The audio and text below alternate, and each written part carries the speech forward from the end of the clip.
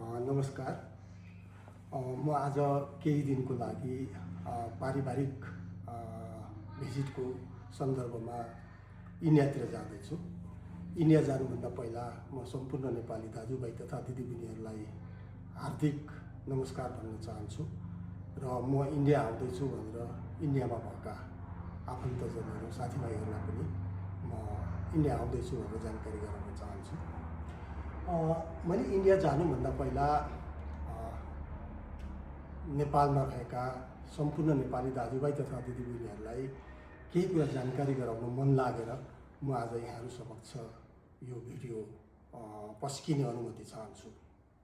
सन्दर्भ मैले केही दिन पहिला नेपाल प्रेस नाम गरेको एउटा अनलाइन खबरमा, अनलाइन पत्रिकामा मैले देशको समसामयिक स्थितिको बारेमा र खास गरेर भ्रष्टाचारको बारेमा एउटा सानो अन्तर्वार्ता दिएको थिएँ।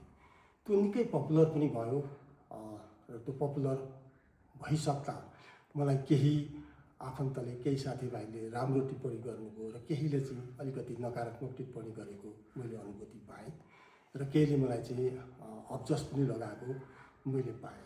त्यसकारण त्यस विषयमा मैले चाहिँ अलिकति यहाँहरू समक्ष स्पष्ट पार्नुपर्छ भन्ने मलाई लागेर म यहाँहरू समक्ष आएको छु। कृपया राम्रोसँग सुनेर मनन गरिदिनु हुन अनुरोध छ।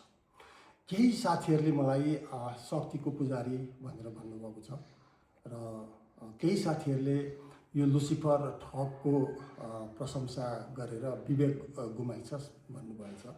यसरी भन्ने मैले चिनेका मेरा आफन्तै पर्नुहुन्छ।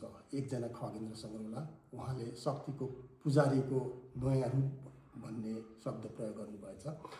म उहाँलाई, मेरो सोल्टा पर्नुहुन्छ उहाँ नातामा, म उहाँलाई के जानकारी गराउनुपर्छ मन लागेको छ भने तपाईँ जतिको मेच्योर, तपाईँ जतिको पाको र तपाईँ जतिको कलम चलेका मान्छेले मेरो बारेमा शक्तिको पुजारी भनेर लेख्न सुहाउँदैन थियो। किनभने म कहिले पनि शक्तिको पुजारी होइन र म जब आजको मितिसम्म आइपुग्दा मैले कुनै पनि शक्तिको मैले चाकरी गरिनँ, तपाईँलाई थाहा हुनुपर्ने हो।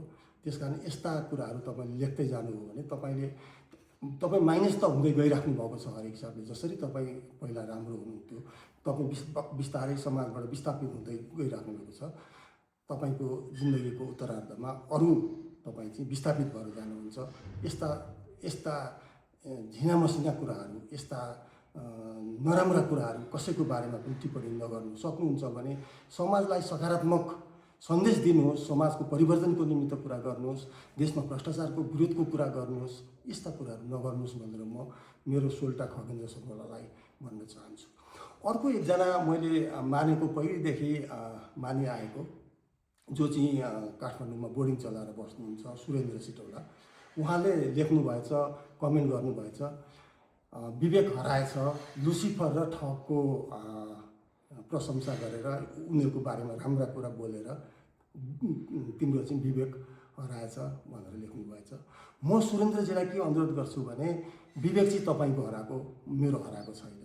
किनभने मैले त के भनेको छ भने बालेन नन करप्ट हो र रवि पनि नन करप्ट हो, यिनीहरूले देशलाई राम्रोसँग चलाउँछन् भनेर मैले लेखेको हो। जहाँसम्म तपाईँले लुसिफर र ठगको कुरा गर्नुभयो, यो तपाईँको विवेक हराएर मात्रै भनेको हो। यसको रिजल्ट तपाईँले थाहा पाउनुहुन्छ होला जस्तो मलाई लागेको छ। र तपाईँले भनेकै शब्द यदि भोलि गएर बालिन र रविले खोज्यो भने तपाईँ त एउटा स्कुल चलाएर बस्ने मान्छे हो, तपाईँलाई त्यो नराम्रो पनि हुनसक्छ। किनभने स्कुल चलाउने मान्छे भनेको समाजमा सबै खालका मान्छेहरूको बराबर इज्जत लिएर बस्नुपर्ने हो र सबैलाई बराबर रूपमा तपाईँले मान्नुपर्ने हो। राष्ट्रपतिका विद्यार्थी पनि तपाईँका स्कुलमा होलान्, तपाईँले स्कुलमा नराम्रो काम पनि गरेको होला। यदि त्यो लुसिफर र त्यो ठगले तपाईँको स्कुलको बारेमा राम्रो दृष्टि दियो भने तपाईँ विस्थापित हुन सक्नुहुन्छ। यस्ता कुराहरू तपाईँको नगर्नुहोस् भनेर म सुरेन्द्रजीलाई पनि अनुरोध गर्न चाहन्छु। त्योदेखि बाहेक अरू केही साथीहरूले, मैले जसलाई चिनेको छैन, उहाँहरूले मलाई राजदूत हुनको निमित्त रवि र बालेनको चाकरी गर्यो भनेको छ।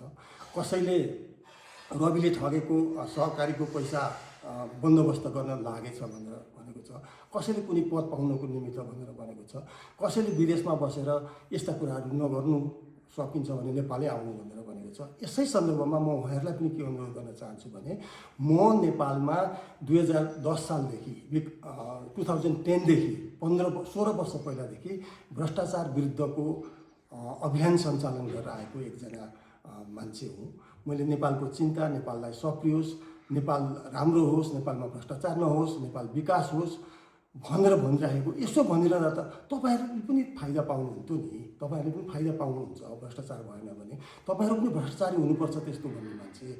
मैले नेपालमा होइन, अहिले म अमेरिकामा होइन, म अहिले नेपालमा छु। म नेपालमा आएर अहिले भ्रष्टाचार विरोधी अभियान चलाइराखेको छु र यो पुराना राजनीतिक दलका मान्छेलाई मैले 15 वर्षदेखि भन्दा कहीँ केही सिट नलागेर मैले यी नयाँको समर्थन गरेको। म कुनै राजनीतिक दलमा छैन, म राजनीतिक दलमा हुने पनि छैन। त्यसकारण तपाईँहरूले के बुझ्नु पर्यो भने म नेपालमा अहिले आएर भ्रष्टाचार विरोधी अभियान चलाइरहेको भए तापनि, मैले रवि र बालेनको वकालत गरेको भए तापनि मैले किन गरेको भने यिनीहरूले भ्रष्टाचार गर्दैनन्, गर्ने स्थितिमा यिनीहरू छैनन् भनेर मात्रै गरेको। मैले राजसभाको हिसाबले मैले उहाँहरूलाई समर्थन गरेको होइन। पुराना मान्छेलाई कारबाही गर्नुपर्छ, नयाँले भ्रष्टाचार नगर भनेर मैले खबरदारी गरेको हो। यसो भनिरहँदा मलाई गाली गर्ने जो हुनुहुन्छ तपाईँहरूले पनि बुझ्नुपर्ने कुरा के हो भने मैले त तपाईँहरूको लागि पनि भनेको हो, देशको लागि भनेको हो, तपाईँहरूको बालबच्चाको लागि भनेको। मैले शिक्षा र स्वास्थ्य राम्रो हुन्छ भनेर होस् भनेर भनेको हो, रोजगारीको व्यवस्था होस् भनेर मैले कुरा उठाइरहेको छु। यो सबै गर्नको निमित्त नेपालमा भ्रष्टाचार निर्मूल हुनुपर्छ। सत्तामा बस्ने मान्छेले भ्रष्टाचार गर्नु हुँदैन र भ्रष्टाचार गर्ने कारबाही गर्नुपर्छ भनेर आवाज उठाउने मान्छेलाई गाली गर्नु भनेको तपाईँहरू अत्यन्त निकृष्ट हुनुहुँदो रहेछ। अब यस्तो निकृष्ट मान्छेलाई त मैले के कुरा गर्ने र। तर मैले तपाईँलाई के जानकारी गराउनुपर्छ भने मलाई कुनै पदको लोभ छैन। म नेपालमा कुनै पद लिने गरी म आएको पनि होइन, म लिँदा पनि लिन्न। तर म बाँचिन्जेल भ्रष्टाचार विरोधी कुराहरू गरिरहन्छु, भ्रष्टाचार विरोधी अभियान चलाइरहन्छु। तपाईँले जेसुकै भन्नुहोस्, जसले भ्रष्टाचार गर्दैन, गर्ने सम्भावना छैन, त्यसलाई म समर्थन गर्छु। जसले भ्रष्टाचार गर्छ त्यसलाई कारबाही गर्नुपर्छ भनेर म मेरो कुरा उठाइरहन्छु। र यसरी उठाइरहँदा यदि तपाईँहरू झोले होइन, तपाईँले भ्रष्टाचार गरेको छैन र भ्रष्टाचार गरेको पैसाबाट तपाईँहरूको जीविका चलेको छैन भने मलाई गाली नगर्नुहोस्। मेरो कुनै स्वार्थ छैन। म स्वार्थरहित तरिकाले म मेरो आफ्नो पैसा खर्च गरेर भ्रष्टाचार विरोधी अभियान चलाइरहेको छु। मैले अस्ति मेरो अन्तर्वार्तामा पनि मैले भनेको छु, जहाँ हेरेर तपाईँले मलाई गाली गर्नुभयो, मैले 15 वर्षभित्रमा $7,50,000 एन्टी करप्सन मुभमेन्टमा खर्च गरिसकेको मान्छे हो आफ्नो कमाइको। त्यस कारण तपाईँहरूले मलाई गाली गर्न जरुरी छैन। मैले तपाईँहरूको केही खाइदिएको पनि छैन। म नेपालमा आएर नेपाललाई र नेपालीलाई अहित हुने केही काम गरेको पनि छैन र गर्ने पनि छैन। त्यस कारण यस्ता कुराहरू मेरो सन्दर्भमा नगरिदिनु हुन म हार्दिक अनुरोध गर्दछु। र म फेरि अलिकति नयाँ प्रसङ्ग, अब नयाँ सरकारको गठन हुँदैछ, बालेनजी प्राइम मिनिस्टर हुँदै हुनुहुन्छ, रविले राष्ट्रपा पार्टी सञ्चालन गरेर बस्ने खालको कुरा भइरहेको छ। म दुईजना नेताहरूलाई के भन्छु भने तपाईँहरू मिलेर 5 वर्षसम्म एक आपसमा कुनै विवाद नरहिकन भ्रष्टाचारीलाई कारबाही गर्ने, आफ्नो सरकारमा भ्रष्टाचार हुन नदिने गरी काम गर्नको निमित्त प्लान गर्नुहोस्। यदि तपाईँले यो गर्नुभयो भने तपाईँलाई पनि राम्रो हुन्छ, तपाईँहरूको दल पनि राम्रो हुन्छ, नेपाली जनताले सुख पनि पाउँछन्, यहाँका बाटाघाटा बन्छन्, शिक्षा, स्वास्थ्य र रोजगारको पनि सुधार हुँदै जान्छ। त्यसकारण तपाईँहरूले क्याबिनेट बनाउँदा र त्यसपछि सञ्चालन गर्दा नन करप्ट मान्छेलाई ल्याउनु होला क्याबिनेटमा र आफ्नो क्याबिनेटका मान्छेहरूलाई खबरदारी गर्नको निमित्त एकदम सचेत हुनु होला। यो गर्नुभयो भने देश राम्रो बन्छ भन्ने म शुभकामना पनि दिन चाहन्छु। म तपाईँहरूको सरकार बनेको दिन तपाईँहरूलाई बधाई दिनलाई म यहाँ नेपालमा हुन्न, म इन्डियामा हुन्छु। म अहिले तपाईँहरूलाई चाहिँ एडभान्स बधाई दिन चाहन्छु। बालेनजी एन्ड बालेनजीको टिमलाई हार्दिक बधाई। तपाईँहरूले पद बहाली गरेका दिन कम्तीमा 10 जना भ्रष्टाचारको फाइलहरू खोलेर भ्रष्टाचारीहरूलाई अन्त गर्नको निमित्त कामको सुरुवात गर्नुहोस् भन्ने पनि म तपाईँलाई शुभकामना दिन चाहन्छु। Thank you.